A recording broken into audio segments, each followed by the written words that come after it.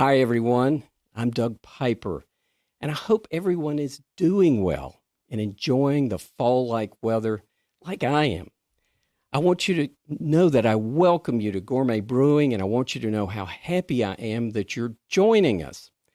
And spending a few minutes today, this will be a lot of fun. We've got a great event lined up, and it's a new topic for me and maybe to others in the audience because we're going to be discussing the new trend of dank, resinous CBDs in beer or other beverages.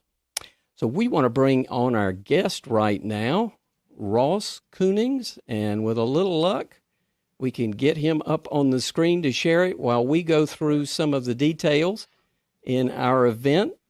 So, Ross, welcome. We're going to be talking about the new trend of cannabis flavors and components in beverages, particularly in beer. And Ross is an expert on the subject. Matter of fact, Ross is the brewing innovation specialist for New Belgium Brewing Company. He brings 15 years of brewing industry experience and a wide range of career experience. He spends most of his time researching and formulating IPAs for New Belgium's delicious Voodoo Ranger IPA series, but he also branches out into different unique ingredients and styles of beer. Now, through his hop chemistry work and a bit of luck, he was introduced into the world of cannabis and has developed a passion for the possibility that the plant holds. He was the architect of the first nationally distributed hemp beer, Hemperor, and is currently working on a book about cannabis and beer for the Brewers Association's publications, which is due out in 2021. Ross's work has been featured in the Washington Post, Rolling Stone magazine, Men's Journal, Westword, and many others, and he lives in Fort Collins, Colorado with his wife, Amy. Now, for those of you that are new to us, this is Gourmet Brewing, and we have free events that we do each month where we talk to subject matter experts on beer and other fine beverages. And this will be our 53rd free event. And I want to give a big shout out and thanks to all the supporters because these events are all crowdfunded by these supporters. And because of them, they're free to you. Now, we don't sell anything in these, and this is not a typical sales webinar, and we're not going to have a big closing with a fantastic sales opportunity at the end of the program. These are totally free trainings, and we do them several times monthly. Now, we do have support from a very special group that supports it, and it's our entire channel is supported by the community at Patreon, and they're the reason that we're able to deliver this content totally free to you. So if you're interested in supporting Gourmet Brewing's programming and becoming a part of the solution, I encourage you to drop by our Patreon page, which is patreon.com/Doug Piper. I will also put it there in the chat. That was not very smooth, but anyway, you know what I'm getting at. Most supporters support us for about buying a beer or about $5 per month. So now it looks like we have everybody in the room. We're going to transition to our presentation on CBD in beer with New Belgium's R&D specialist, Ross Koenigs. And now this will go to the top of the hour, and after that we're going to answer your questions. Looks like we've got about 8 so far. And I would also ask you, or remind you that you can ask a question, post a question, and even if you don't stay for the program, we will still answer it, and you get a unique email. You don't even have to watch the whole program to get your answer. So I encourage you to ask those questions, and if we'd love for you to stay, but if you need to run, I understand. Now, the follow button, which is up there, maybe at this upper corner, do me a favor and click on that.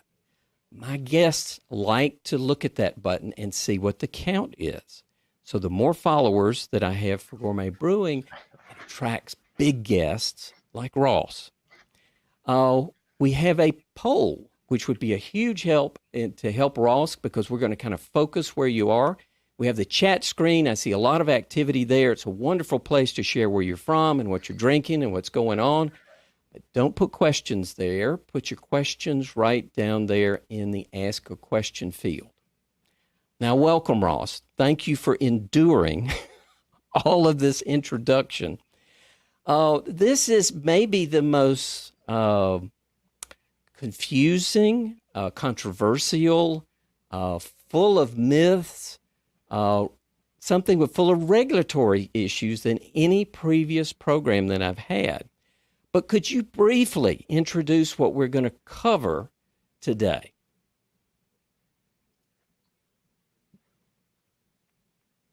Can you hear me, Ross? Oh, I'm sorry. My audio feed cut out there for a second, Doug. I apologize. It's just challenges we have here in COVID land. Yes. Thank you so much for having me. I'm really excited to be here. This is a tremendously confusing topic.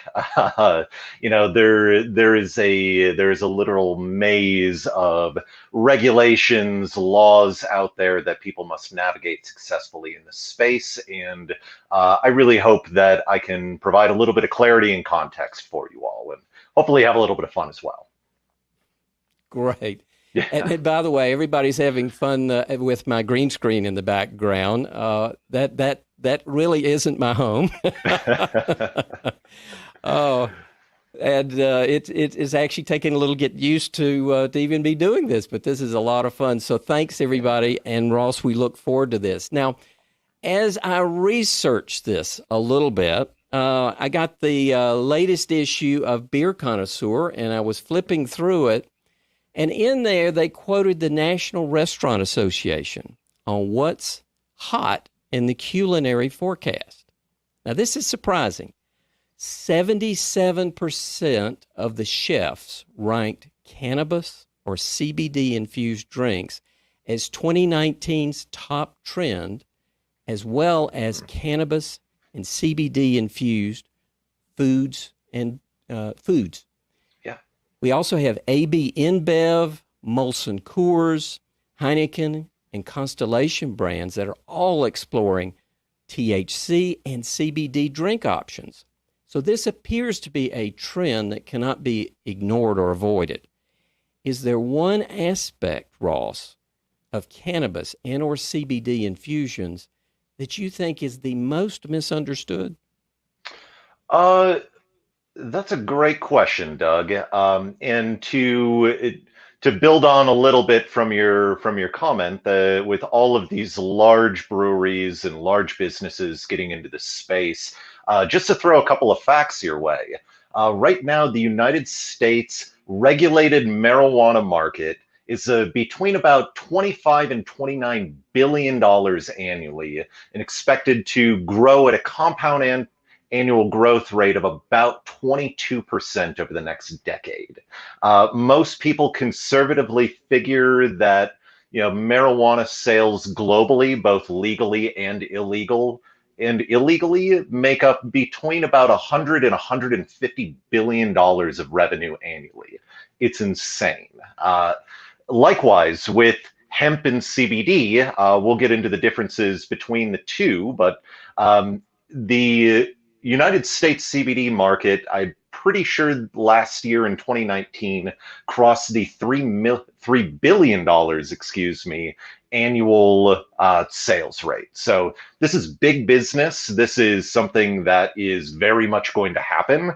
And for reasons I will get into in the future, that it exists in this very wonky piecemeal regulatory framework, and so it's something that everybody rightfully should pay attention to. But likewise, there's also a lot of pitfalls within there. And so I think, my apologies to answer your question, though. Yeah, to answer your question, what is the thing that people most need to understand? I think I think what they should really take away, especially from a brewing community, is that, really this feels very familiar. It should feel very familiar. Since cannabis is the botanical cousin to hops, our knowledge and study of hop chemistry, handling hops, all is directly translatable into the cannabis market. That being said, there are a number of components about cannabis that are unique, that brewers should be mindful of, and just anyone looking to get into the space should be mindful of, to really make something that is high quality, reproducible, and frankly, just tastes good. And I think while the Restaurant Association said that cannabis-infused beverages is going to be a huge growing trend, frankly, most of them right now aren't very good. And so we need quite a bit of additional R&D, additional work, just to make sure that we're actually providing high quality, flavorful beverages that are really going to get people to go back to these beverages, beers, what have you, repeatedly. Well, I went to one of my experts to ask about this, and I see John Mallett has joined us. I didn't ask John. Hey, Mallett. So sorry, John, I did not ask you, but he does say hi to you, Ross.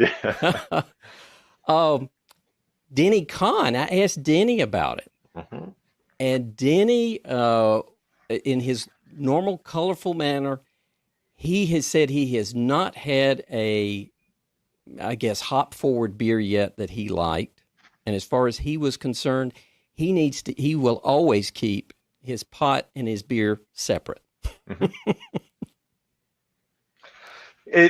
A lot of people choose to do so. The fun part about craft brewing and craft beer in general is we love a good mashup. And so I think as we get better at it, hopefully we should have some really interesting and unique experiences there. But so much of the flavors are too highly complementary that I certainly appreciate where he's coming from, but I think it really is an interesting opportunity to really expand out what we can do with beer, and especially with beer flavor. Well, I can't wait to jump into this. I think this is the most advanced program I have tried. I have a lineup of, I think, 8 beverages and the glassware to go with it, and the table is just about full. Nice. So we've got a lot to jump into, but I thought I would start out with an interesting comment. I contacted Ray, and many of you know, even though despite my gray hair, I have actually not been into more of the science side of the beverages all that long. So I depend on folks like Ross and Ray. And so I asked Ray, I said, I've always struggled with the word dank, even though we titled this the dank side of IPAs, which I like, I think is clever. And Ray said, I'm somewhat of a curmudgeon regarding the word dank when applied to beer. The flavor it refers to, of course, derives from marijuana, or as someone once said to me, a sticky bag of weed. Now, although legalization is spreading, firsthand experience with pot is ever further. And I'll argue that the familiarity with the sticky bag sensory experience is far from the universal among the beer drinking public. Thus, in its original context, it is only a good touchstone for a small portion of the population. Therefore, I greatly object to the use of dank as a flavor descriptor for beer because it's slang. If someone unfamiliar with the weed hears the word applied to beer for the first time, they might reasonably expect to be associated with the negative aroma of mold or stale moisture, as in what you might find in a wet basement. Now, if they look up dank in the dictionary, that's actually exactly what they'll find. So this puts the intended meaning of dank in the category of a secret word, one whose meaning is only known to cool people in the beer universe. Thus, to me, the use of dank to describe beer flavor is snobby. That is, I love that. It's such great analysis, and I could, maybe with the exception of the snobby component, I couldn't agree more. I think about when people say the word dank to describe an aroma. I'm reminded of the old quote from Supreme Court Justice Potter Stewart when he famously ruled on a case about, indecent pornography and what qualifies as pornography. It's just like, well, I can't give you a definition, but I know it when I see it. I feel like dank very much fits in that description, that it's this,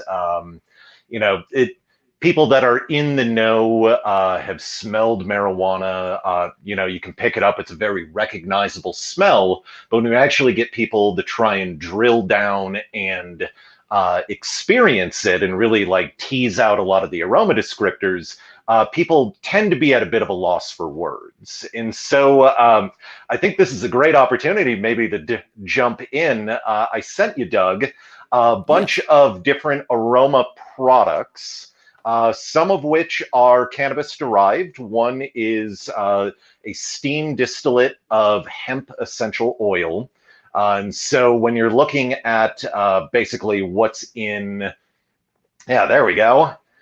So when you look at what is in cannabis that for the most part we're interested in, at least from a flavor and aroma perspective, it's all coming from these little glands called glandular trichomes. For those of you that are in the know as well, hops also secrete glandular trichomes. And basically it is the factory that produces all of the terpenes, waxes, lipids, but then also it produces the cannabinoids, which in cannabis is basically the psychoactive or medically bioactive compounds such as tetrahydrocannabinol or THC, cannabidiol, CBD, or other things like cannabigerol, cannabichromene. It turns into this whole alphabet soup. There's 120 so far identified cannabinoids that are produced by cannabis, but for the most part, we generally only talk about two, though I would imagine in the future we'll probably start talking about more of these cannabinoids. But after anyway, all those words you threw around, I can see now why sticky bag was chosen. Right? It's really confusing. There's a lot of stuff there, and even getting beyond the jargon, there's still so much technical terminology that's used for it. I mean, it's like learning a second language, basically. And so anyway, you have a hemp essential oil, just basically just a steam distillate of freshly harvested hemp flowers. Is that the brown that's bottle? That guy right there in the brown jar. Okay. And so if you don't mind popping that open, I figure we could kind of do a bit of an exercise where we can more or less just kind of free form describe what we have in front of us. And so, when I think about what goes into dank, certainly from like a biochemical perspective, you're going to need quite a bit of myrcene or beta myrcene, which basically is kind of like, depending on the concentration, it's notes of pine and black pepper, and it's also a little earthy, woody.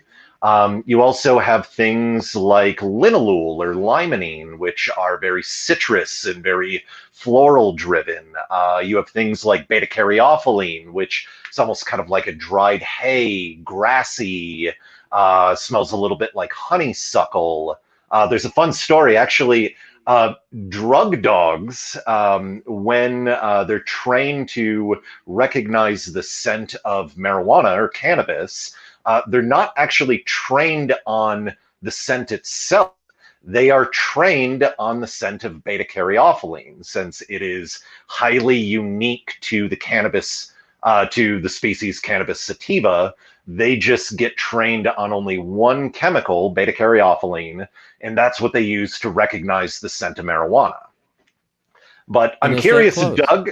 Yeah, exactly. So I'm curious. You're smelling it right there. What do you get out of it, Doug? Well, first thing, so I follow directions, which my wife says I rarely do, but I'll go on record for following. So I just dip this in. Is the proper way to do this? Yeah, so just dip that stick in there a little bit. Okay. and then just kind of wave it in front of your nose. So those are Okay. used in the fragrance industry, basically just so you're not dipping your nose into a concentrated jar of aroma and just like blow out your olfactory system right off the bat. Wow. Earthy, diesel, Hmm. a little solventy, or almost a petroleum. But there's a floral aspect that's rather pleasant. Hmm. I don't know that but as it, I guess, dries out, that could be the solvent. What's in is it alcohol? So there is a little bit of alcohol just to carry it, and just so it doesn't gum up on you. But for the most part, it's just the essential oil itself. But I think you're right. There are, there's something almost kind of like fusely alcohol Mm-hmm. sort Mm-hmm. of in it. That, granted, you're smelling a very highly concentrated form. If we're, getting into a bit of the nitty gritty of the science of terpene chemistry, but terpenes are their oils, so they really don't want to go into a water-based solution like beer. Luckily, we have a little bit of alcohol, which can kind of help solubilize and carry it.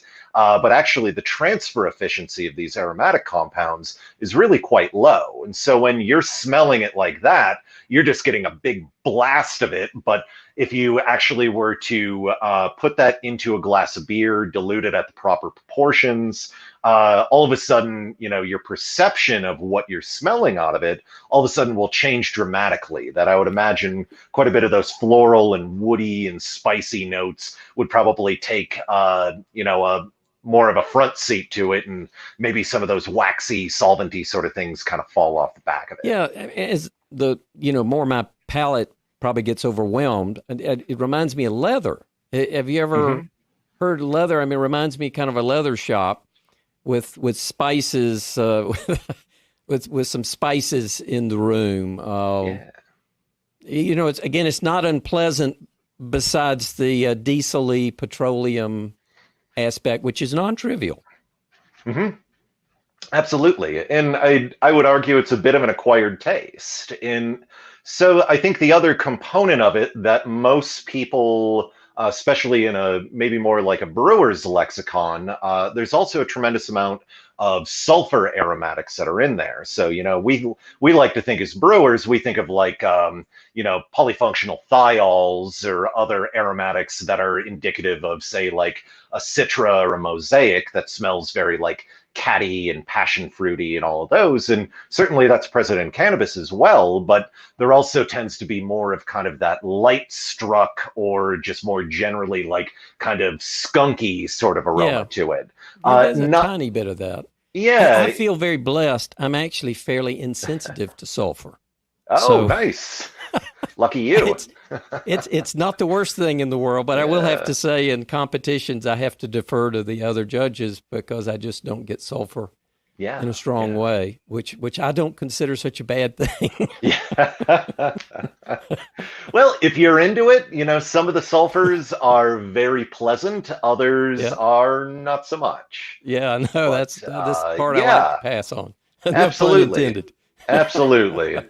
Um, well, let's maybe continue on. We got a couple of Yep. those. So the other three aromas that you have, those Yeah. are actually constructed natural flavors. So there's kind of a cottage industry of a few flavor houses and other like kind of perfume manufacturers that are actually, more or less using gas chromatography, studying what's going on in marijuana or hemp, and then basically back constructing it with non-cannabis based sources to then make more or less a cannabis aroma product. And so I believe I sent you, I forget which ones I did, but we can just kind of open them up. And so, this is a bit of a flavorist sort of idea of what cannabis smells like, but I think it does a nice job illustrating, a little bit of the diversity that then can come within that. So why don't you pick up one of them and let's maybe just go through the first one. All right. Now, I did talk to the manufacturer after you sent me these. And so they have you sent me a JackHerrera, Yep. a Northern Lights. Mm-hmm. I'm going to get you to suggest an order, and a train wreck. And what the manufacturer said was the Northern Lights is more of a floral smell, which it is. I would have guessed it had nothing to do with cannabis. Mm-hmm. And then they said the train wreck is very cannabis,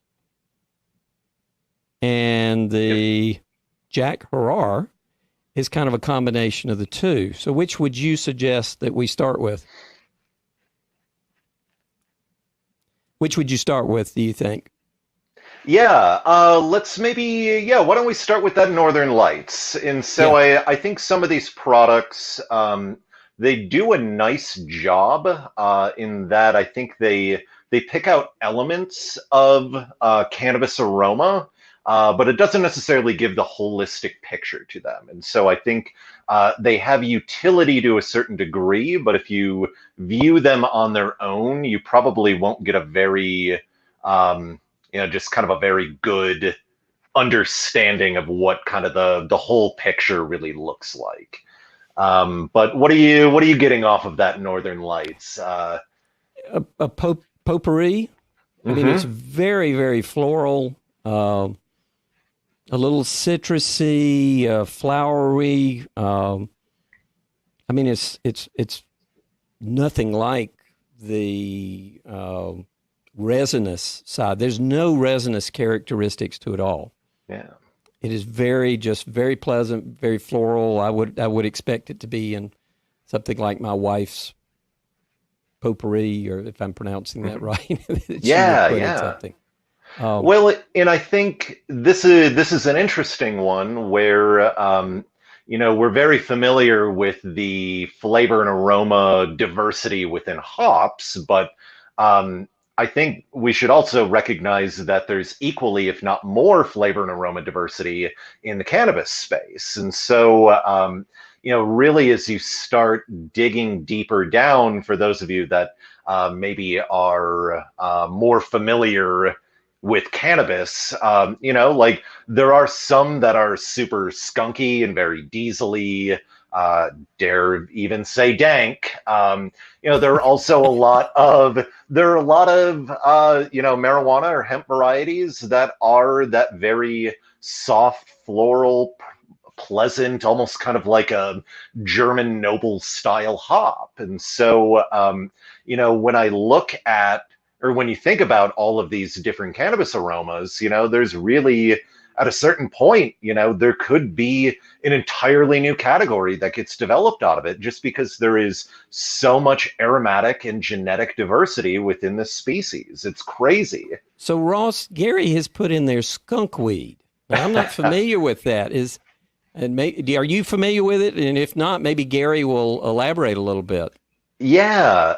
Well, so there are certain, there's certain chemotypes within cannabis that just it's all skunk. Like you put it in a bag, you put it in your backpack, something like that.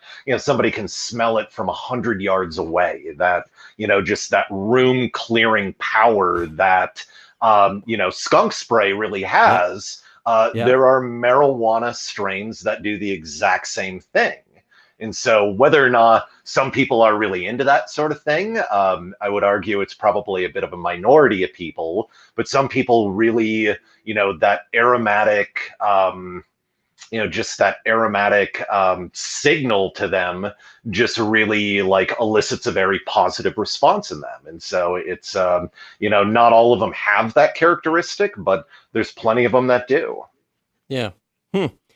So, as I understood it from the expert, the manufacturer, they suggested that the other one maybe to go to next would be the train wreck, which is this one here, which is supposed to be far more traditional.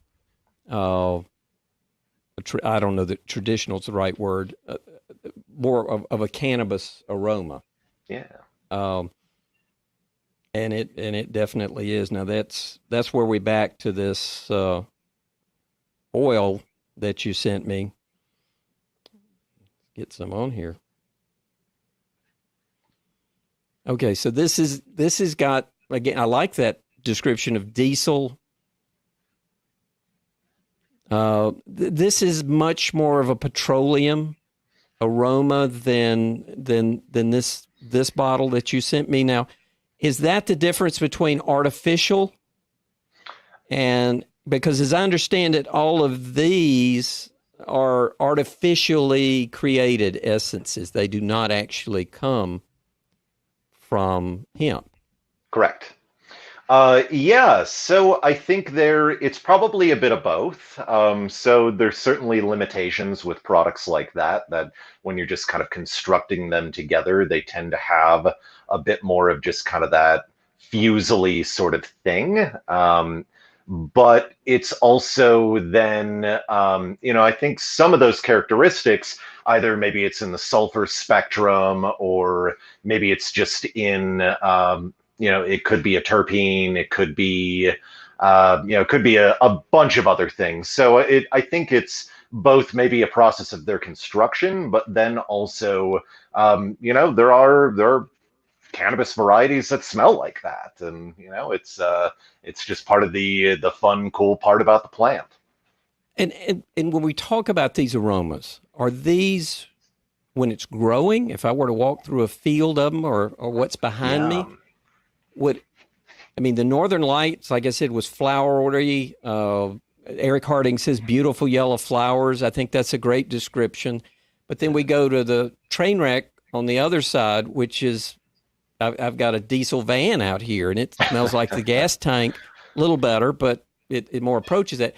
So if I had a particular strain of hemp, like this is behind me, and I walked in the greenhouse, could one be beautiful yellow flowers, and if I go in another, it might be more diesel-like? I mean, are they Absolutely. that different?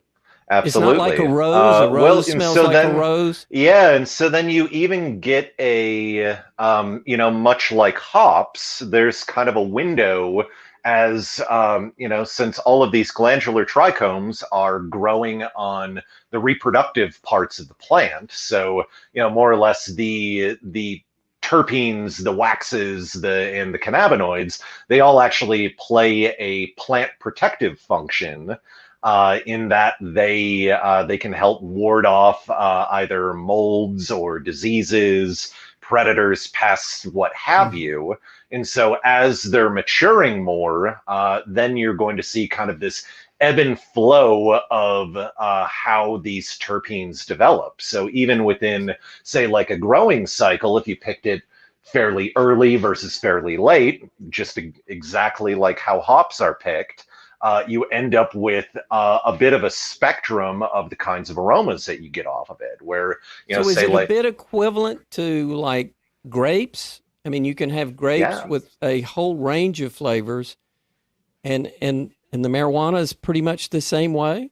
Exactly.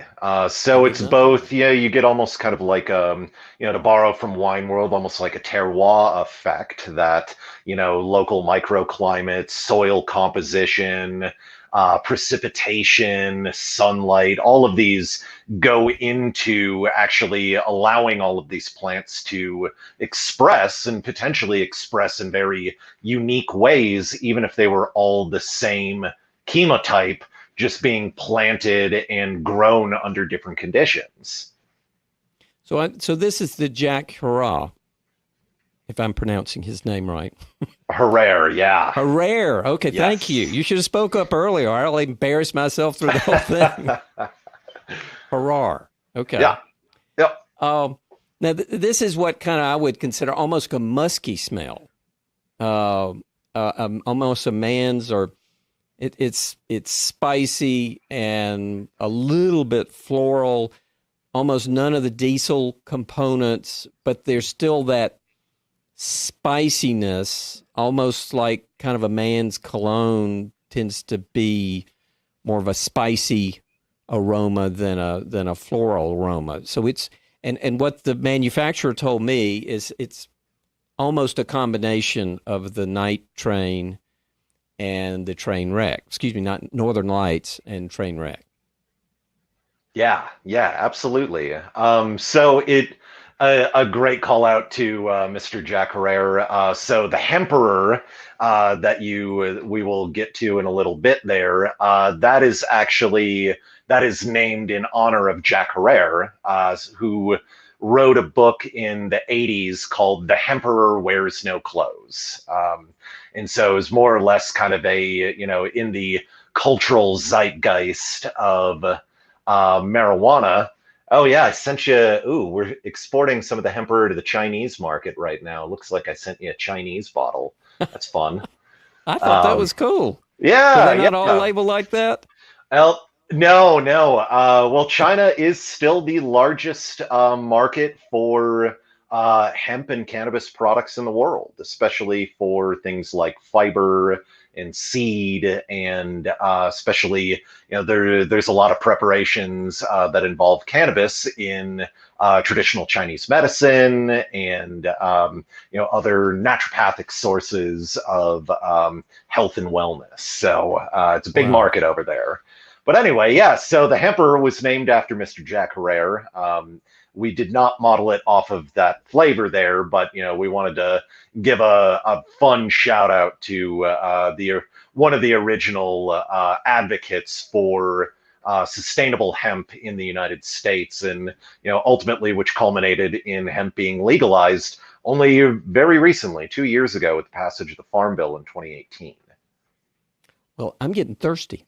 Yeah, let's well, you know what? Doug and I went back and forth. What we wanted to do with this was we wanted to take a little bit just to describe dank aroma, and then we wanted to go out and actually try and find some dank beers to see how everyone did. Yeah, which one are you going to start first with there, Doug? Well, based on our conversation, I thought the JackHerrera. Did I say it right? All right.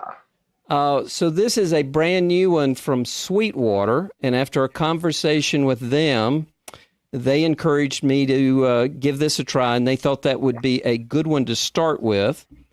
It's a red ale, and I will pour it, and maybe while I'm pouring it, Ross, and I realize it's in front of me, I'll try and talk to some degree, but maybe you can talk about in a red ale what you would kind of expect. Yeah, so I have not had this specific beer. Just being out in Colorado, unfortunately, we don't get Sweetwater. But out of a classic red ale, it's really supposed to be a good combination, at least in the American style, a good combination of malt, mainly in kind of the caramel toasted, maybe even a little bit roasty sort of thing, which is really going to give you a lot of kind of like phenolic sort of notes, definitely a lot of bready sort of notes, and then paired with American hops, which hopefully this should be really nice and interesting. That normally it's a lot of classic like citrus notes and floral notes, a lot of pine and pepper and spice notes, but I think this could be really nice with cannabis to really bring in, of a portion of the section of dank, mostly hopefully in kind of that piney, floral, and maybe a little bit spicy. But what are you getting there, Doug? Well, it's interesting. I didn't notice this the first time, but when I opened it, and I know this is fresh, so I don't believe this is skunked, I actually got a little bit of that skunkiness you're talking about, but it's different than a skunked beer. To me, a skunked beer is very pungent, and this is almost like a hint of it, sort of like maybe like when you get in a Heineken that hadn't been too badly skunked. Yeah, yeah. And it's very pleasant. I mean, it's really a nice combination. The hemp characteristic is very subtle. So there's some citrusy notes. And by the way, as I understand it from Sweetwater, this is all derived 100% from dank hops. Oh, okay. So, and I guess I shouldn't use the word dank based on what Ray has chastised the industry. Resinous is maybe. So,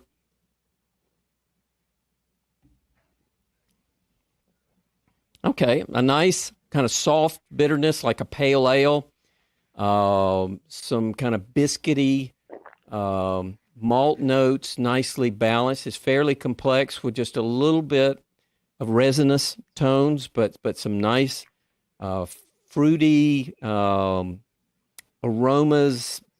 citrusy. I mean, it's nicely balanced. It's really, they call it their harvest ale, and it's really very nice. I like it. Well, so I guess it begs the question, is it dank? Barely. All right. I would say barely, but you know, based on this, when we switch back to the sample you sent me, that's supposed to be a JackHerrera simulation. It's a bit like that. So nice. Okay. I think it's a very pleasant combination. Right on. Yeah. So very nice. Sweetwater, cheers. Nice job on this. I enjoy it. Yeah, I'm gonna have to get somebody to meal some out for me. I'd like to try it. Well, I know who to talk to. All right. All right. So do we want to move into the next one?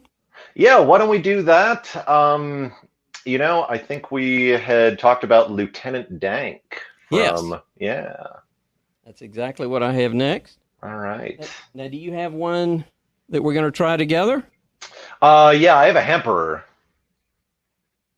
So once we get to there, unfortunately, I can't find Lieutenant Dank out by me, even though Wicked Weed is somewhat available. So this is Lieutenant. I have had that beer before, though, so I feel like I can certainly speak to it. I think it also, really goes into a class of beers. I know La Cumbre down in Albuquerque, New Mexico, they do a whole Project Dank series that's mostly looking at,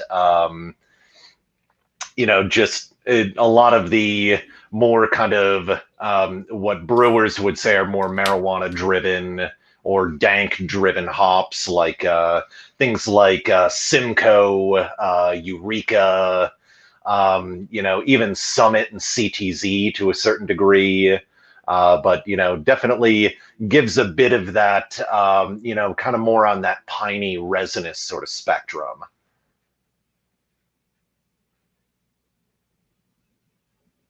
Nice head on it. Yeah, nice looking beer. It really is. Nice, brilliantly clear. I love the color. Yeah. Nice, beautiful color, nice head. I don't think it's going to hold real long. It looks more of a sea foam. So I don't believe I could put a dime on it. No, not for very probably long. Not. But it's very nice. Let's see. Okay, now this is very citrusy. The dankness is, again, very subtle, very subtle. Yeah. More in the flavor, in the retronasal, but it's again, it's a nice balance of an IPA. Actually, I would say it's a little less bitter than the JackHerrera from Sweetwater. But it's a very refreshing, citrusy, not nearly as malt forward as the JackHerrera. The dankness probably is less than the JackHerrera. So, again, for those that maybe don't know if they want dank or not, mm-hmm. This is just enough to give it a nice flavor without being overpowering. Yeah. Now the Hemperor, I think, is on the other end of that scale, isn't it? Oh yeah. Oh yeah. And so speaking to that, I think if you're going to come out with something, we talked a lot about, and we've even had beers in our past at New Belgium that, somewhat feature dank hops. It's kind of like a wink, wink, nudge, nudge sort of thing. And really, as we went to the Hemperor, it was like, well, if we're gonna make a beer like this and actually like put our flag in the ground, it better deliver on the dank. Like it better deliver that really true to type cannabis aroma to it. That I think I really like a lot of these beers. I think they give really nice subtle suggestions to it. But it seems to be a bit more of kind of a bunch of people that have, no marijuana, no cannabis, no hemp, but don't necessarily like really, just want only solely that flavor. It's more like, well, the hops are a little dank. We'll put them in there. Well, and that's the difference, isn't it? The Hemperor actually has some hemp components. Yes. Whereas these come purely from beer hops. Correct. Okay. Well, again, to my friends at Sweetwater that provided this very fresh sample, I think it is only maybe a tad over a week old. Oh, dang. It is awesome. It is very nice.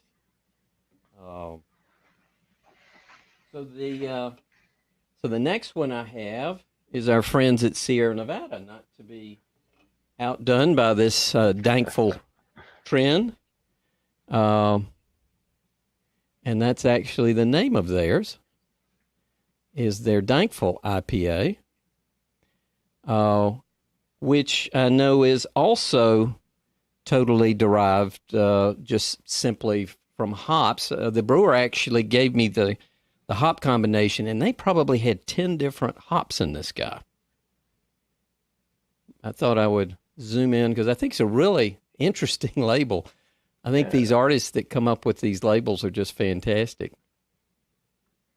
And a matter of fact, speaking of that, I hope I'm not revealing a secret I'm not supposed to, but Sweetwater said that the same designer that does their labels happened to do your Hemperor label. Oh, Did no you know kidding. that? I did not. That's but what they yeah, claim. That's cool. Okay. Yeah, nice. So Dankful, I know, has no actual hemp components to it, and we'll see how this guy looks.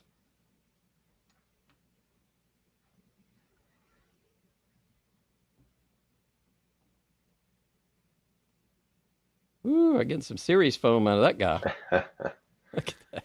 It's an aggressive She's going pour. to calm down. I think I'm going to give that one a moment. Yeah. I'll give that a moment and come back to it. Now,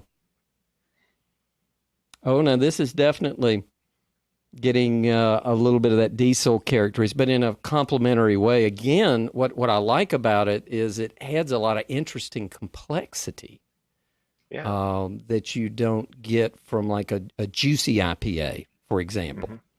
Mm-hmm. While I like those, this adds in just and you go through it and you go, wow, I get a little bit of leather, I get a little bit of earthiness, I get some citrusy components. It's kind of like walking through an orchard, maybe, where you get some of the aromas and things from the ground and the bark and the wood, but you're still from the flowers getting the citrus components. I'll see if I can finish pouring this guy. But it does make a beautiful pour, and I believe it's going to leave some nice lacing on the glass. Yeah, nice. I see Eric wrote, off of the Sierra Nevada website, Columbus, Chinook, Mosaic, Equinox, Nelson Savan, Zappa, and Idaho 7. So, yeah, that doesn't surprise me as well. Especially the Columbus. The Equinox also tends to have a bit of that, I always get kind of like this green pepper sort of note out of Equinox, but it does have a little bit of that kind of cannabisy sort of aroma to it. The Zappas out of CLS Farms, yeah, that's a nice one. Definitely has a little bit more kind of like the mosaic, at least to me, a bit more kind of like that mosaic Nelson Sauvin, almost kind of like catty, deep, dark fruit, Yeah. which really can also be found in a lot of cannabis varieties as well. But now I don't get much cattiness off of this. I'm Okay. really adverse to cattiness unless it's Hmm. just very low. This is probably the most dank of the three we've tried so far. But Hmm. again, overall the aromatics are higher. I mean, it Yep. seems like progressively these have worked their way up in stronger and stronger aromatics, and this is like really strong citrusy, some lemon components, some orange, some not real malt forward, maybe a little bit, but it's again a very pleasant beer to drink. I Hmm. like the color, the clarity on it looks just phenomenal. Yeah. Oh no, it's not so clear. I thought it was more clear than what it is. It's got a little bit of It's haze got a to little it. bit of a sheen on it. Yeah. Yeah, but that's a lot of hops, which I guess are all dry hopped. So that's kind of inevitable if you're going to get some good flavor out of that. All right. Well, I think they're getting more and more Dankful now. All The right. next one that I have in our lineup, okay, is I can do it without knocking something over. Now this is Sweetwater's G13 420 strain. Now, would you expect this one to be the most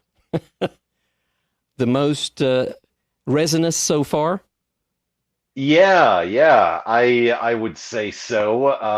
They're certainly trying to play off of a little piece off of cannabis history that G13 was one of the few research varietals that the U.S. government bred, I believe back in the 70s or 80s out of, I think it was Mississippi State University, or maybe it was the University of Mississippi. I forget which one it is, but they developed it, turned into a bit of a cult following that, somehow somebody snuck out some of the genetics, and then some early indoor growers of marijuana around the country then were getting their hands on G13 genetics, and it became this kind of like cool in craze a bunch of pot smokers in the late 80s and early 90s. Well, I didn't realize that. I wondered what the 13 had to do. What do you know? What the I 420 think it was strain? Because probably the research number, if I had to okay, take a guess. so they have this 420 strain that's on it. Now I did not ask. Is that a yeast strain or a? Now this is really Yeah, clear. nice. It's a good looking beer. Yeah, might have to wait a minute. Now this has got some serious head. Oh, my camera disappeared momentarily. There we go. Don't know why it did that, and it's done it again. Well, hopefully things will stabilize. My apologies. All right. Nice and clear. Yeah. Boy, I don't know what my camera's doing here. I don't know if I come back to this if it'll be happier, but hopefully it will.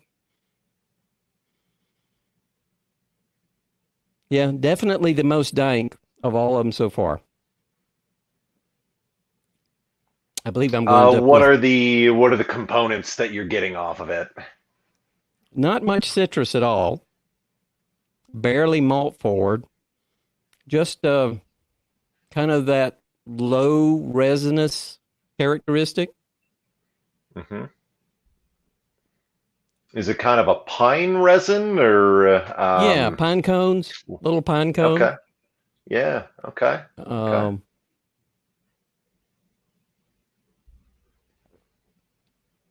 but Very nice. It's I guess it's an IPA. Yeah, it's an IPA. You got the bitterness of the IPA. The citrus component is pretty low.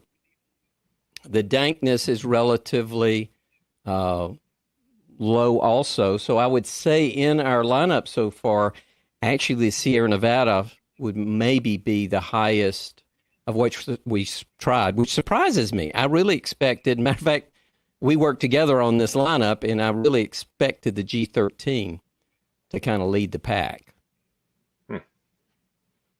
So, but beautiful beer. We'll try it again, make sure our camera's not going to cut up on us here. And we'll finish that pour.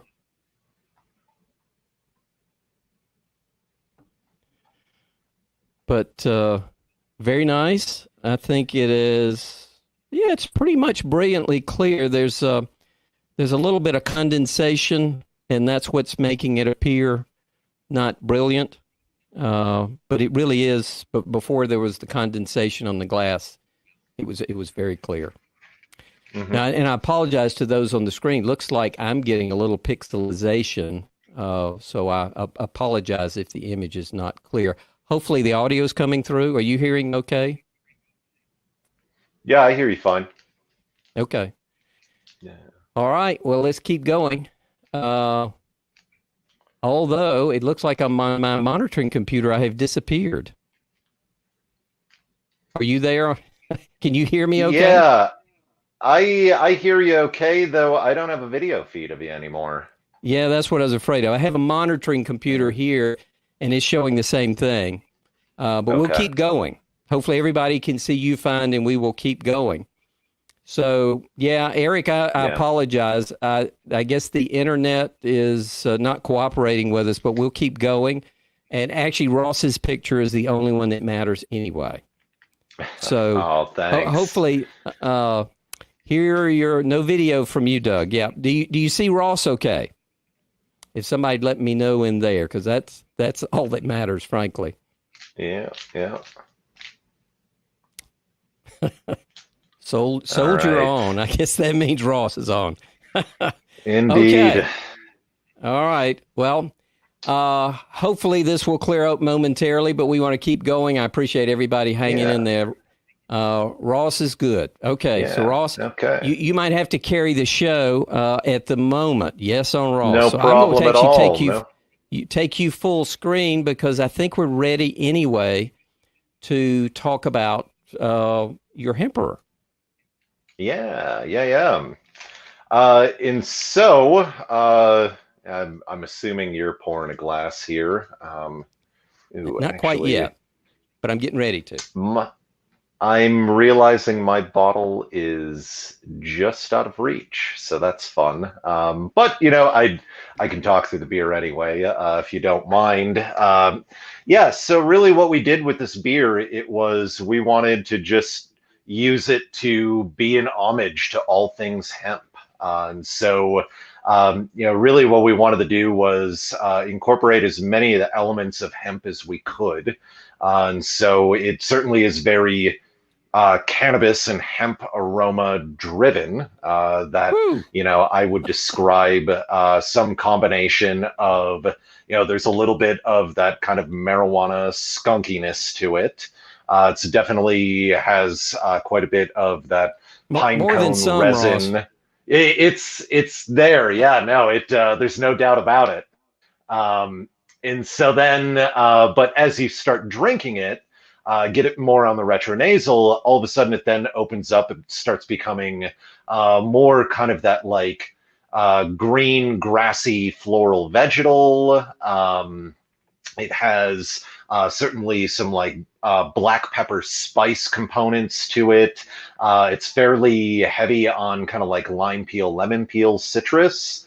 And then, really then just, keeps going more with that kind of classic marijuana sort of flavor to it. What do you think, Doug? It's an acquired taste, but the feedback we've been getting from a lot of people is either they taste it, they love it and it's their favorite thing in the world, or they taste it and like, this is the most horrendous thing I've ever put in my mouth. And so Well, for me, that's a win. Like yeah. I think marijuana, and as we start pivoting some of our discussion here away from flavor and getting into cannabinoids and some of the other beverages and other products that are out there, it's one of those that I think if you like that flavor, there's going to be a lot of really cool stuff for you. And hopefully the Hemperor is your beer or your kind of beer. But if you don't, then there's some other kind of alternative practices that you can take to almost go in the opposite direction as we start talking about CBD and THC, of how do you almost eliminate that flavor entirely. Now, this probably is the most malt forward of all the ones. This would rival the JackHerrera. Definitely room filling, resinous aromas plus. Mm-hmm. Yeah. And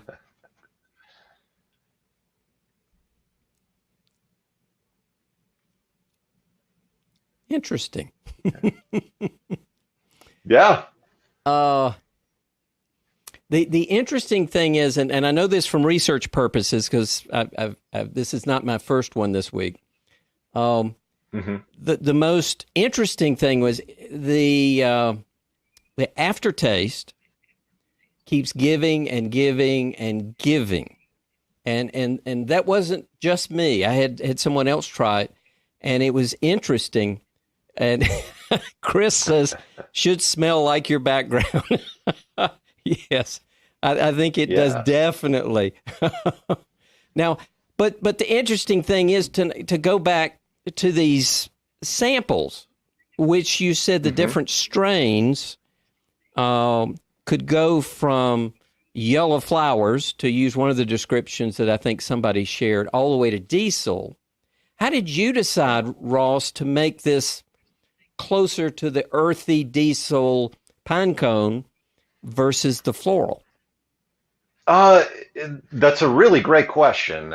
So we played around with a number of different hemp flowers, and really for the most part, it's the feedback that we consistently got, either if we were running it through our internal sensory panels or just kind of generating feedback amongst staff, was they're like, well, this is a really nice beer, but you don't necessarily, like, when you put a big dude having hemp staff and marijuana leaves or cannabis leaves all over the label, like, you better be able to recognize it. And so I think it was, we view it somewhat, it was kind of like an opening salvo, where it's like, well, deliver on the goods, but it is, for the most part, like, then we can use that as an opportunity to continue educating people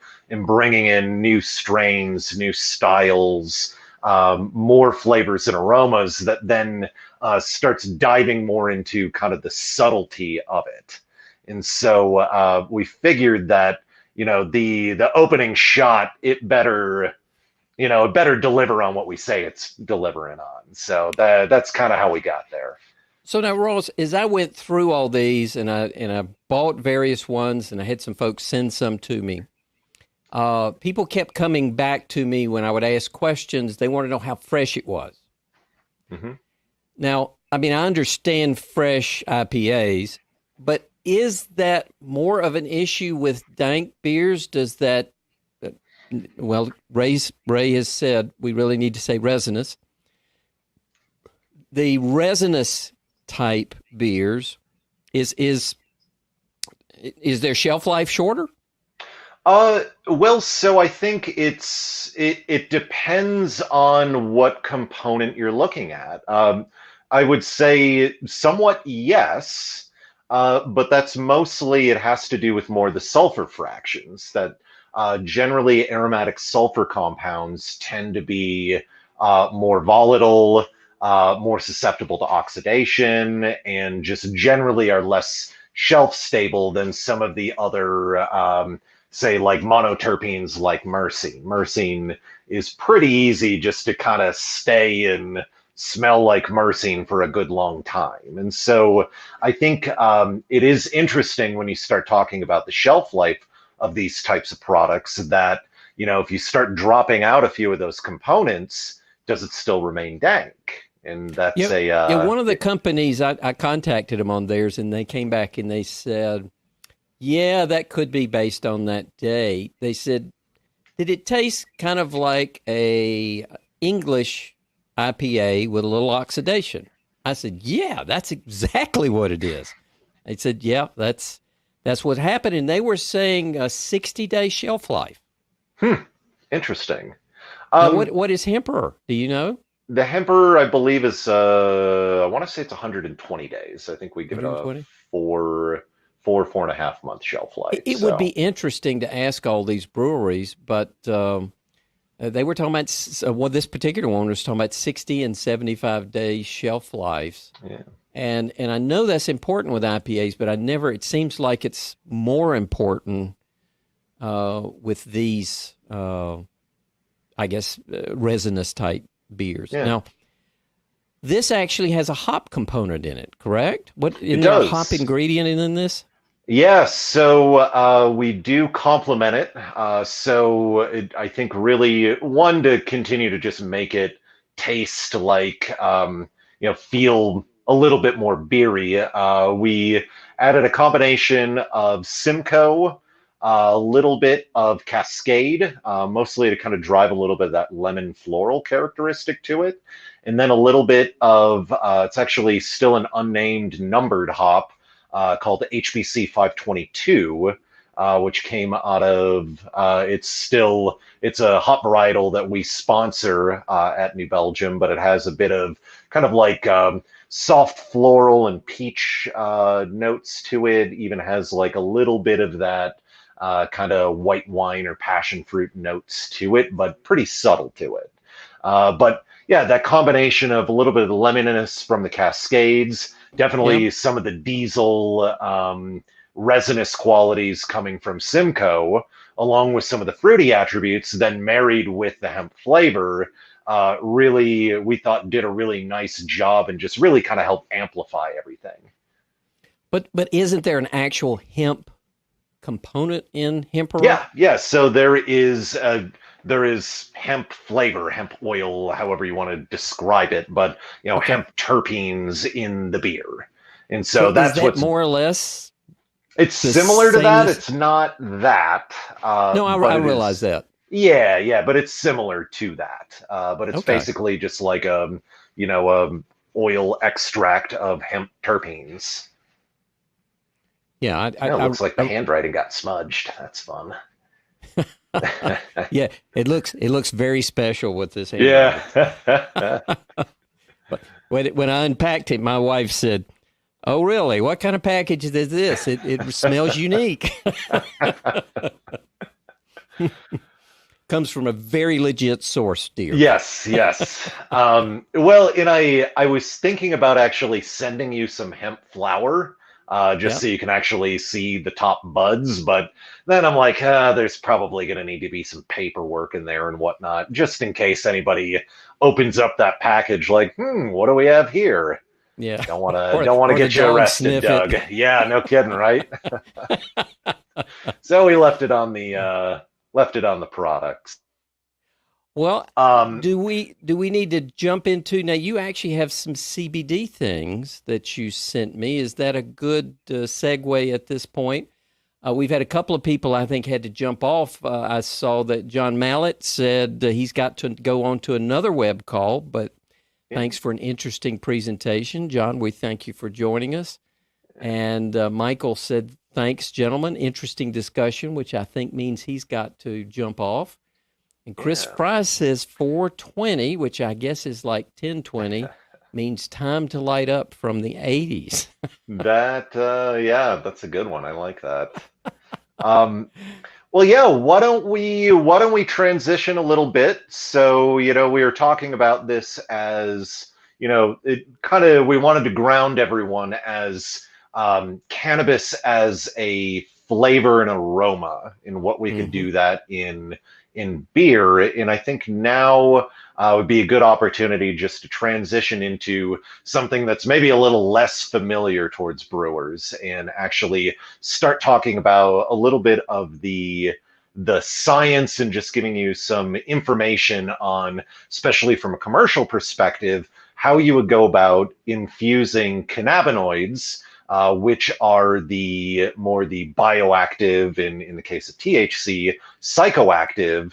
How do you put that into a beverage in a way that it's going to be stable, bioavailable, and do what it's supposed to? Because that, we can kind of take the hop analogy a little bit further, that when you start thinking about the analogous chemical compound to cannabinoids of THC, CBD, CBG, all that sort of good stuff, it's really the bittering resins that come in hops. And so we as brewers, we understand that very well, that, say if we want to get bitterness out of our beers, we have to boil it.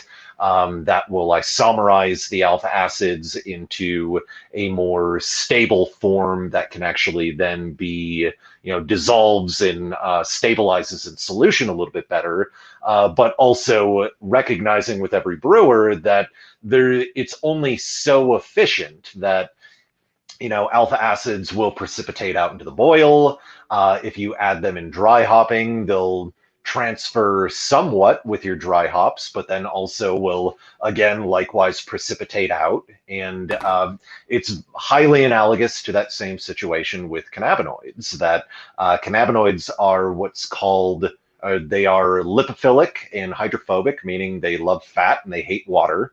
And so then when you have a water-based beverage like a beer, how do you do that? How do you get them to remain stable? And so that is a real technical challenge that all of us have to start working through. And so it's somewhat interrelated then to, if you're using cannabis as a flavor and aroma ingredient, can you actually effectively then transfer both the flavor and aroma and also the cannabinoids? And frankly, the short answer is kind of no.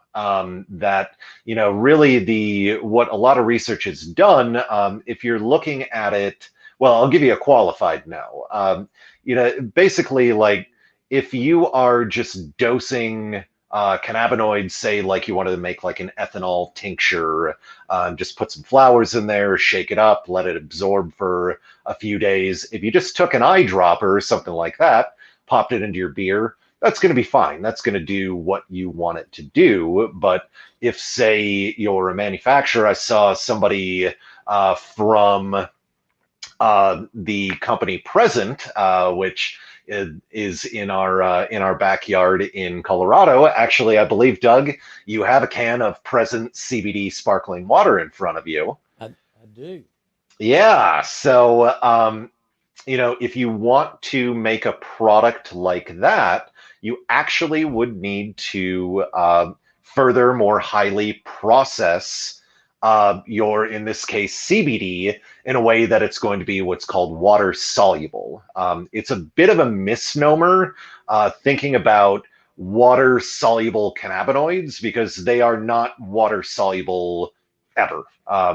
People that tell you that, like, oh, I can just extract THC or CBD and all of a sudden, like, magically it's water soluble, without explaining what they're doing, they're probably full of it. But what companies are doing with these water soluble formations is they're using food technology in the form of stable emulsions. Think like salad dressings, other things like that, where you can actually get oils and fats to stably suspend in solution and still be able to have all of the bioavailability that you need to get all of the things that you want to get out of CBD or THC.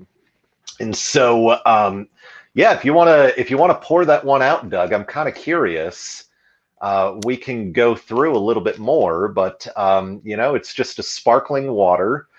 We can talk a little bit about these emulsions, basically these water soluble stable emulsions. Really are, so you can process them in such a way that, oh, good for them. That's awesome. So you can process them in such a way that basically what you're trying to do is you're trying to get the particle size down so small that it pretty much yields a clear solution. It's kind of cool. Like, there's a little bit of a sheen on there, a little bit of a haze, but for the most part, that looks like a sparkling water. You can also, likewise, you can also have a CBD emulsion that, is at basically a larger particle size, and it would basically just look like kind of a hazy IPA or just something that's, a bit turbid. Nothing wrong with it. It's just that's how, when you're at a certain particle size, it will either absorb or refract light. And so, that's a really, that's a nice looking little sparkling water. It is. And so then get ahead off of it, though. Oh, yes, please, please. And so I think my big question to you on this is this dank? Does it have any of those classic cannabis aromas, or is it just does it taste, I know it's flavored like blood orange, but does it taste like blood orange, or does it taste like cannabis? Well, this is a good educational thing. All right, so recognizing your Hemperor leaves a bit of a memory on your tongue. Yep. I've got some things over here to cleanse my palate. So educationally, as a sensory expert, you recommended coffee. Is that right? Coffee for the nose. Yep. Okay. So I'm gonna do that. It's Ethiopian. Oh, fantastic! A Yirgachev, or it is. It is nice. That's one of my favorite coffees. Yeah, a friend of mine has a coffee roasting business. Oh, fantastic! And then I have some oyster crackers, which I know have a little salt. But the other interesting recommendation that you had was a lager. Yeah, good old Miller Lite from my hometown of Milwaukee, Wisconsin. Well, I have this left over from our Pilsner webinar. Nice. So for those that caught that, this might look familiar. But it pours beautifully. I mean, it really does. Nice. I really had no idea how well a Miller Lite would pour, but I think it's worth capturing while I cleanse my palate. Yeah. I mean, look how brilliantly clear that is. Yeah, that's beautiful. I love it. I am seeing a comment from Henry asking if I'd like to come speak at the NBA St. Louis district. I'd love to. Yeah. I will get you my contact information, or maybe it's there, but we'll hook up and chat about that. That sounds like fun. All right. That was a good recommendation. That really does neutralize it. Yeah. All right. So all right, I get let's aromatically taste this CBD water. Yeah. Yeah. It's primarily blood orange. Good. Just okay. Like the label says. Yeah. I mean, I wouldn't know it from anything else.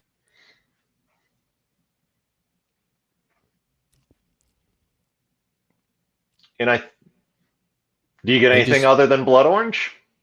No, it's fantastic. Pretty much a blood orange. It tastes a little minerally, but not in a negative way. Yeah. It's very refreshing. It's very, very nice. Fantastic. Yeah, I think that is speaking to, really what's happening, and maybe to, close the loop from the top of the show, is that, really the big opportunity within this is, cannabis is somewhat of a polarizing flavor. Some people like that. There's going to be plenty of opportunity to design and work with products around there. But I think it's also, especially when you look at by size of market share, both in hemp type products, hemp and CBD products, and in marijuana THC products, it basically goes from like, flower that people smoke, vaporizers, and then into like kind of confections, beverages, gummies, all sorts of crazy stuff underneath there. That I think really the big opportunity within all of those smaller categories is how do you introduce that in a way that you get a flavor that you really like, but not necessarily have to bring in the very challenging flavor of cannabis. And so I think you're going to start seeing a lot more of these products coming out. And I think you're going to see a lot of people really responding very positively to them, because you don't have to take like, for any of you that have had like, homemade marijuana brownies or something like that, they're kind of god awful. Like, you cook marijuana in butter and like tastes kind of burnt and just like it's horrendous. Like, you just kind of like eat it down as fast as you can and then just try it and then like, all right, wait a couple hours, then we're off to a party. But it'll be all better. Yeah, but like I think where you listen to a lot of very smart people in the space, that they're like, if this is actually going to normalize and really break out of its semi-clandestine countercultural roots, it needs to look and taste and feel and be kind of like normal consumer products. And so like a blood orange sparkling water should taste like a blood orange sparkling water. It shouldn't really have a bunch of hempy flavors and aromas and off notes to it. I don't think that's actually appropriate. And so none. Great. Yeah. And I did my best to clear my palate. So yeah. And I think I did. Although I'm sure I've a bit overwhelmed it tonight. Yeah. Well, I would have never guessed that. I mean, and it's not perfectly clear. It's just got a slight amount of haze to it. So some of that haze is created. I'm actually, my studio's in a basement. So there is condensation, as you can see on the glass. So that exasperates that a little bit. But so you can see it is definitely not brilliantly clear, but it's darn close. Yeah. It gives you a little sense of it there. Yeah. And so I think it really within that, I mean, it illustrates an interesting and fun point that like on that continuum of you can either, both options are available to you. You can treat cannabis as a flavor that you intentionally then design against, which I think you'll start seeing quite a bit as well. That, you think about things like, I don't know, a gin and tonic or something like that has like highly complementary flavors and aromas to it, that then you can maybe bring forward that flavor a little bit. Or similarly, IPAs like the Hemperor or other beers like that you can really then have this very diverse field of products that you work with, all the way down to something that basically just tastes like the thing that it says on the can, and just get the cannabinoids dosed in there and still get what you want out of it. So you sent another one. I did, yeah. So this is another one that's pretty popular here in Colorado, a company called Dram. They, for the most part, they work on CBD beverages, non-alcoholic, but they also, they do a little bit, I think, in the tea and kombucha space, stuff like that, that I think it's, a little bit more of that kind of natural, more kind of like the natural beverage itself. So I think this is lemongrass, and I think they also add a bunch of adaptogens is a hot word right now. It's basically just a bunch of kind of semi-naturopathic ingredients that people are using to either relieve anxiety or stress or other things like that. And that's really, I think, where CBD is finding a big niche is, really kind of in the context of, almost kind of like the non-alcoholic beer or non-alcoholic beverage phenomenon, is that, people want something that tastes very adult, but don't necessarily want the alcohol. They don't want the hangover, but they still want a way to relax. And so, yeah, you can see in this formulation, it's cloudy. Some people, I don't think it really, they don't necessarily, they do call it a sparkling water, but I think most people would probably assume you're going to drink it out of the can. But, it's not unappealing to look, having it sit in a glass. And what do you get out of it? Not much. That's what, lemongrass. Wow, that's really subtle. But again, my palate is probably a little wrecked at this point. I'm not really getting anything. I'm going to try the coffee. Wow. Okay.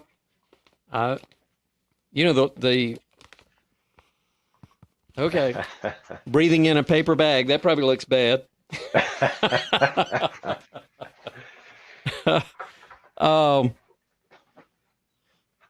No, really, it's I wouldn't know it from carbonated water.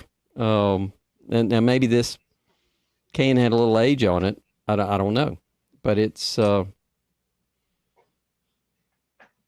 really nothing. Nice.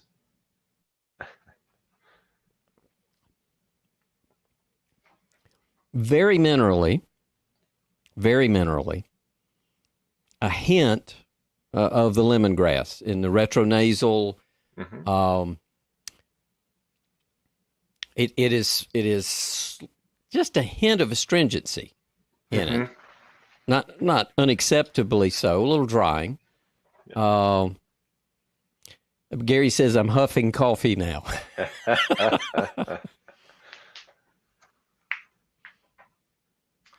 And John says I really ought to do the back of my hand. But it is really subtle, the lemongrass. But the mineral characteristics are very high, which I guess maybe corresponds to its appearance. Do you have any idea why? I mean, I know it has a little more CBD in it. Yep. So why it looks like that. So there's a bunch of different ways that you can create water-soluble stable emulsions. And so really what they do is, as they extract the cannabinoids, they're then going to more or less like bind it to an emulsifying agent, maybe a stabilizing agent, and then they're going to process it using some combination of high shear mixing or high pressure homogenization, or even ultrasonic cavitation. It's basically then going to take, like, if you think about, they're just a bunch of tiny little oil droplets that now have like emulsifier kind of encapsulated around them. They're going to use high pressure or shear forces to break those down into successively smaller and more uniform droplets. And so as you start going down on the size of those droplets, eventually it's around 100 nanometers or so. If you get below that, it starts looking optically clear. Or if you have anything above that, it's basically then just going to go and look kind of cloudy and hazy. So my question is 25 milligrams versus 20. That's what it says on those first two cans. Is that, to a large degree, the difference? So every 25 milligram can you get, and by the way, this is a smaller can. So, it's a 12 ounce versus a 16 ounce. So the concentration would be significantly higher in the smaller can. You would think that, actually not really. You could go to a much much higher concentrated CBD solution and still have it look optically clear. So it has to do with the emulsion stability. But it's also, so there's, an interesting thing within this as well, and this is where I think we can start talking a little bit around regulation, and the laws, that how they exist today, where they're probably going to go. But really, what you start looking at is, you start getting to a point where you have to kind of ask yourself, is this a recreational drug, especially if we're talking THC, less so CBD? Is this a pharmacologically beneficial drug, like anything your doctor would prescribe? Or is this mostly just kind of a relatively harmless, almost kind of like food or nutritional supplement? It's probably a little bit of all three. And so, that's where you start looking at then dosage rates, all that sort of good stuff. Really brings it into what really differs between, like, say, hops, or understanding of that is now you need to start understanding some more kind of like clinical pharmacology sort of terminology. So the big ones are bioavailability, which is basically like if you ingest something, what is, how much of it is actually like in a relatively active state that you can then metabolize it. So think about it like ethanol in your beer. Your body can metabolize it. It's available. It will, elicit a physiological response out of your body. And then you have the concepts of pharmacokinetics and pharmacodynamics. Basically, like if it is a mind or mood altering substance, however you want to define that, how does it actually get metabolized within your body? And will your body actually then basically break down the substance, in this case, THC or CBD, before it can actually then do its intended job, which, for THC would be, will it make you high? Or with CBD, will it give either the anti-inflammatory or de-stressing or anti-anxiety components that it is purported to have? And just for clarification on that, nothing that we have here has THC. Yes. Yeah. Just to clear the air. And so, it really, it gets into some interesting things. It's funny that you popped. I just like these guys, so I'll give them a shout out. Caliper. I know you got a couple of these guys as well, but I like the product. I think it's cool. This is basically a water soluble powder. I mean, think of it like a drink mix, basically. You pour it in your glass, you top up you top it up with a beer, you could top it up with water, juice, coffee, whatever. Or you can literally just sprinkle it right on your tongue and you got it there. That little bottle you have there, that's actually just a little R&D sample that they gave us. It's basically just a liquid emulsion. There's was produced a little, Keith, if you're on the call, sorry, buddy. I know that is a little old. I'm sure you would want me to show a fresh sample, but yeah, basically, so these are products that are starting to become available, really to brewers or any beverage manufacturer and consumers, that eventually you're going to start seeing basically these concentrates that you can either dose into a batch of beer, blend it up, and then like, boom, you have just a nice, stable, water-soluble CBD beverage. Or if you wanted to just kind of basically, as a consumer, like you want CBD, THC, whatever, you can just take one of these packets and just kind of make it customizable for you. So if I take this packet, yep, and just tear it open, yep. Now, I don't have anything to stir this with. Excuse me. So do you think I'm going to need something to stir it? Yeah, you might need to rouse or agitate it, but it should dissolve pretty readily, pretty quickly. But I don't know. Let's take a look. Wait, there we go. All right. So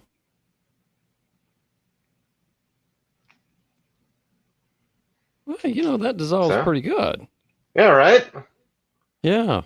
You might need I got a to little. give it a swirl or something like that, but for the most part, it's good I to think I go. put too much in this to give it a swirl. Yeah. But yeah, I'm trying to focus on it. It's you can't really see it in the camera, but it reminds me of like looking up at the sky. You kind of see a little bit of mixed clouds, wispy clouds in it. But it's actually dissolved rather well, Ross, even Yep. without any stirring. And since I don't have anything, I think I'll use my finger. I won't put that on camera. Okay. Yeah, those guys So at Caliper, they sure know what they're doing. yeah. I mean, that's, and now again, that's just so you can see my hand. It's not clear. Kind of looks like it. Yeah. But it's very similar to the dram, in its matter of fact, if we put them side by side,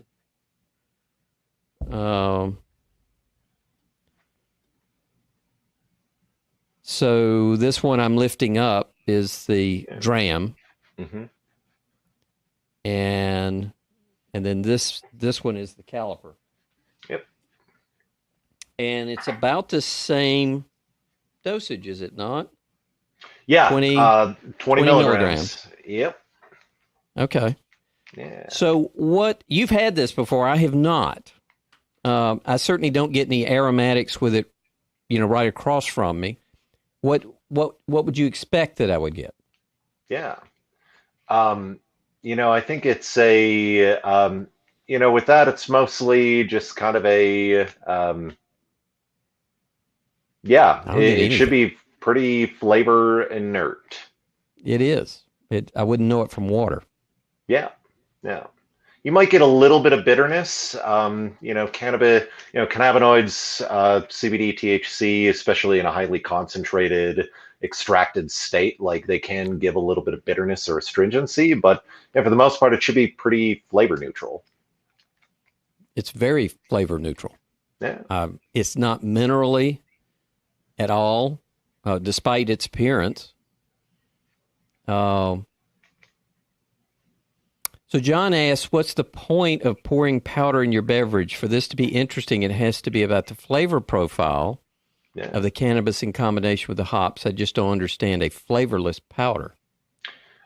I think that's an interesting point, John. But I think it's, some people want cannabis flavor. I'm certainly one of them. And so there are a lot of different strategies, and we can probably move on a bit more to the Q&A section and get into that a little bit.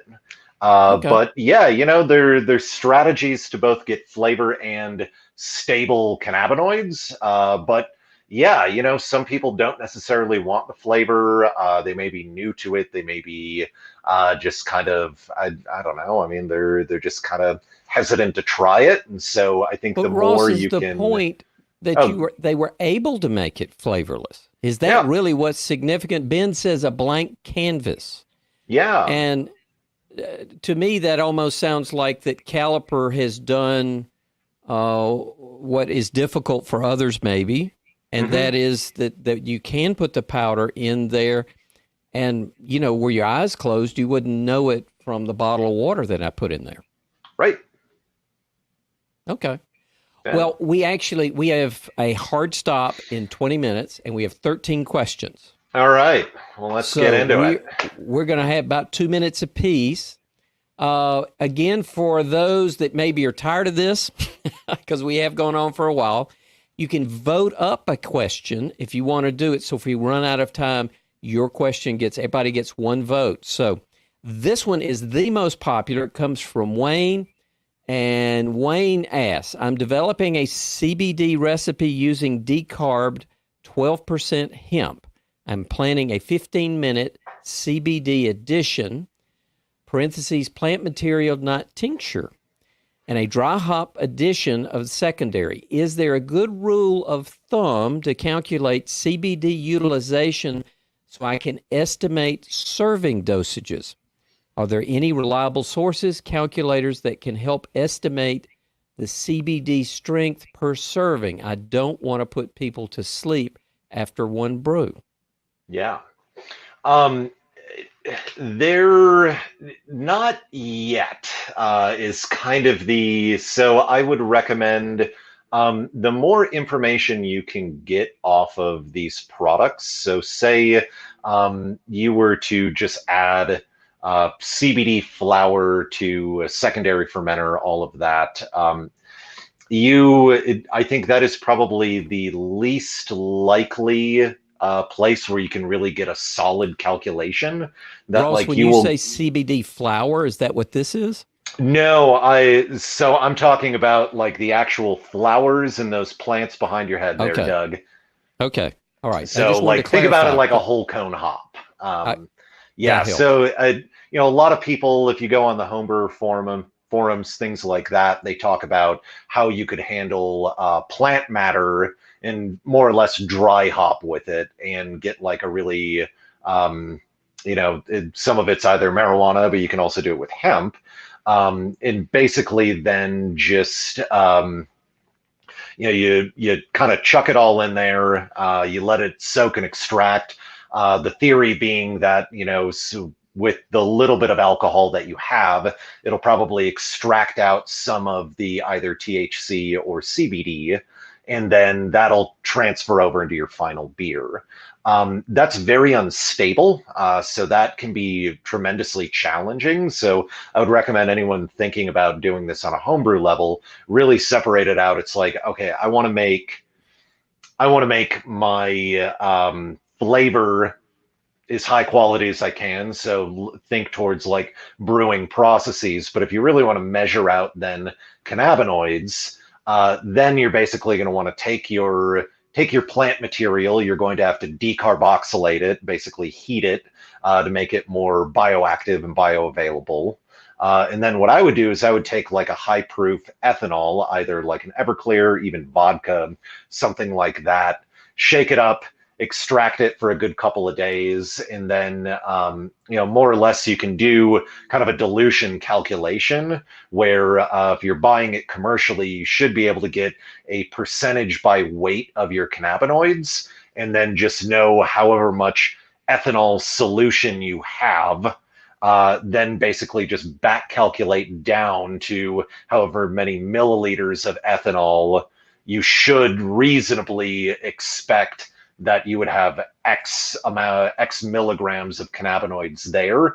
And then I would dose that just individually into your glass. I think that's going to give you the best bang for your buck and also the most reproducible event that, seeing in the comments, I don't want to be put to sleep with one glass of beer. You'll probably have to be, you're going to have to play around with it a little bit, but trying to eliminate as many variables as possible out of that is going to yield a more high quality result. So Wayne asks, are you recommending a tincture? And I think Yes. that answers yes. Yes, Okay. exactly. If you want to do it like the pros, make an ethanol tincture, and then you'll filter out all the material, and then what you're going to want to do is what's called a winterization step. Basically, put it in the freezer and try and get it as cold as possible. That's actually going to separate out layers of like fatty waxes and lipids and other things like that that are in the glandular trichome that will tend to stale and oxidize and give you an off flavor. So you can actually then filter that out. That's what the pros do. So that's what I'd recommend. Sounds like gravy. Yeah, pretty much. Yeah. Okay. Wayne, very popular question, very good question. And Nathan has one that's much shorter, but equally popular. Is there a type of CBD extraction that works best for combining with the beer process? Can you say that one more time? Your audio cut out on me a little bit. I'm sorry about that. Is there a type of CBD extraction that works best for combining the beer process? Ooh, yes. So I think if you're going to do like kind of on the most bang for your buck, well, really we're talking about homebrew level here. Like if you're starting to look at this commercially, I would recommend treating them as two separate issues, like you have flavor, you have cannabinoids. Treat them independently on a commercial basis. You'll end up with a lot more success. But on a homebrew basis, I would say really what you're going to want to do is probably just like a cold ethanol tincture. That's going to, with the high proof ethanol, that's going to extract most of your terpenes, your flavor, aromatics, all that sort of good stuff. It's not a perfect process, but you will be able to get kind of both of them somewhat simultaneously. So I would focus on cold extraction of in an ethanolic tincture. Granted, you're going to have to decarboxylate your flour material pre-hand, so you're probably just going to want to shove that in the oven at a fairly low temperature, probably something like 180 to 200 degrees Fahrenheit. You're not going to fully decarboxylate at that temperature, but it'll get you most of the way there. The higher you go up in temperature, obviously you're just going to blow off all your terpenes. So it's a bit of a balancing act.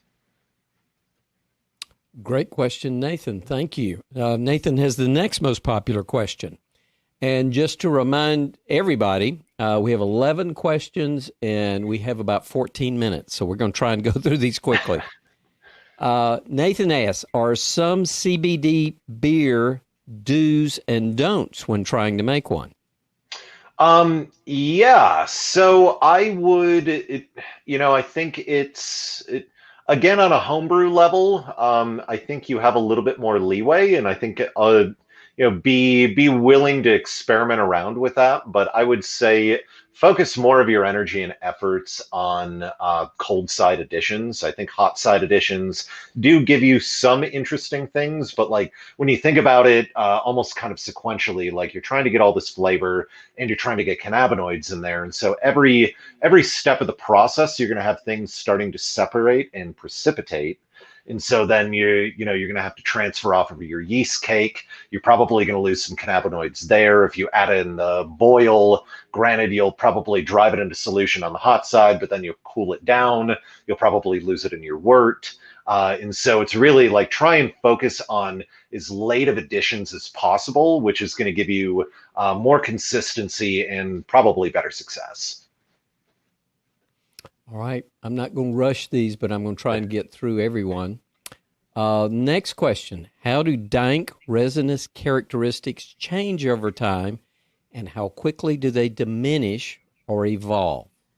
Yeah, so really what I would focus on is dissolved oxygen in solution. So like we were saying earlier, sulfur aromatics are highly oxidative and they're also highly volatile. So keep it cold, keep the DO down, and that'll give you better shelf stability. Those are generally the ones that are going to knock off first. More kind of the terpenes, terpene alcohols, all that generally tend to have a little bit more stability. But keep it cold, keep the oxygen out of it.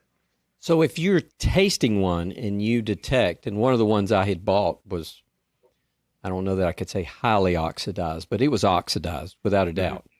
That's a pretty good indication that you've lost a lot of those aromatics. Is that what you're saying? Okay. Yeah, it's unlikely it's going to really register really nicely. It somewhat goes with IPA and hops as well. They tend to go a little gnarly when they're really oxidized. Okay. Next question. Do hemp-forward beers require tap rooms to clean their lines differently? Does the hemp aromas or flavors steep into the beer lines? They can. So we've had that issue with the Hemperor before. So generally, hot caustic clean, if you're using a recirculated pump, it should take care of it, no problem. But it is definitely something to watch out for. I can't say definitively one way or another, but it's definitely an issue you should be cognizant of if you're going to be serving something like that. So it's not as bad as root beer, which, as I understand, it's kind of a killer for beer lines. It also depends on the material of your hose as well. So, certain hoses will pick up flavor taints more than others. So, I would be, if you're just getting into and trying it, I would run some tests with it, and then, worst case scenario, just circuit with hot caustic and a pump and you'll be fine. All right. I think you have answered this, but Georgia asked it, so let's answer it very clearly. Can CBD or hemp additives fade over time like hops do? Yes, they from a flavor perspective or for cannabinoids. She doesn't specify. Okay. Yeah. So, you know, so in the presence of any kind of oxidation, like we all understand, this is a natural product. Things will oxidize, stale, break down over time. And so, certainly with, with the terpenes, the aromatics, the more you can control dissolved oxygen, the better. But, you can probably expect about 4 to 5 months of anything that's going to be stable in that regard. With cannabinoids, they also will oxidatively degrade. There's a class of cannabinoids called artifact cannabinoids. Basically, the primaries, THC, CBD, and CBC, all have associative artifact cannabinoids that form either in the presence of excess oxygen, storage time, light, heat, things like that.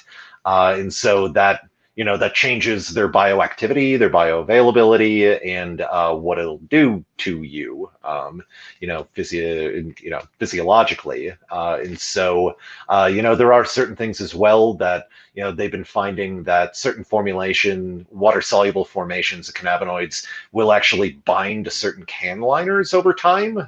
So that's a problem that's being worked on right now. And then generally, if you're working with a manufacturer of cannabinoids, they'll give you probably about a year and a half shelf life, something like that on that, where they'll say more than likely the concentration will start to degrade over time, something like 10-15% by weight every year or something like that. Okay, Ross, we are down to less than 8 minutes and we have 9 questions, so we have about 1 minute apiece. Got it. Next question: how is CBD in beer legal? That is a very long question, or a very long answer, but I'll do my best. So it is, right now we exist in a regulatory gray zone. CBD is legal throughout the United States, but as we know, we need to submit label formulation approval to the TTB and the FDA. Basically, what the FDA is doing right now is they're trying to study what's going on, or what is the safety and efficacy of CBD. And so right now, from a commercial perspective, you will be hard pressed to get label approval from the TTB because the FDA has not ruled. A bit of a quick call to action. Please reach out to your legislators. Please reach out to other people and say that you think this should be legal. This is ridiculous. We've been a couple of years into this thing already, and the FDA still has not given us a final definitive ruling. And so for right now, what we're talking about is basically post additive dosing with cannabinoids like CBD. But eventually, most people are pretty bullish in the industry saying that, the FDA is going to give some form of approval. We just don't know what that definitively looks like yet. All right. Thank you, Eddie. Good question. Christopher, does Hemperor use any CBD? And if so, is it a tincture? It does not. So the Hemperor is only a flavor and aroma of cannabis. Currently does not have any CBD in it. All right. I think we've answered this one. Ray Daniels doesn't think the word dank is an accurate or appropriate description for cannabis aromas or flavors. What do you think about dank as a descriptor? I hate it. It's a weird non sequitur. So I think really within that, as cannabis mainstreams a little bit more, I think we'll eventually get to better descriptors of it. But right now it's a catch-all bucket that really doesn't mean anything. So yeah, I've decided it's like cinnamon. What is cinnamon equivalent to? Gosh, nothing. But it's a wonderful aroma if you like cinnamon. So I think we got to call it what it is. Yeah, and dank is a euphemism, I think. Yeah, I think we should either, if it's just resinous, call it resinous. If it's diesel, call it diesel. But if it smells like cannabis, just call it cannabis. Yeah, I think we do. All right. We have 4.5 minutes, and we will have a hard stop. So Wayne has the next question. Really looking forward to this session. I was hoping to post a question about brewing with CBD hemp material, excuse me. Mm-hmm. I know that CBD decarbs at high temp other than THC, but I've heard that CBD will decarb at THC temps, but would require 50% longer. Based on my research, I'm planning to decarb my hemp at 203 degrees F for 2 hours and 15 minutes. Does this seem like it should work? Yes, so there are a couple of public access papers. I'm forgetting the authors' names right now, but they do show decarboxylation curves at various temperatures. So definitely give that a Google. It should come up, at least in the academic literature. Decarbing with CBD, you generally want to be more like in the 230 to 240 to do it really efficiently. At 203 for 2 hours and 15 minutes, you'll get there. You'll probably decarb, 50 to 60% of the material.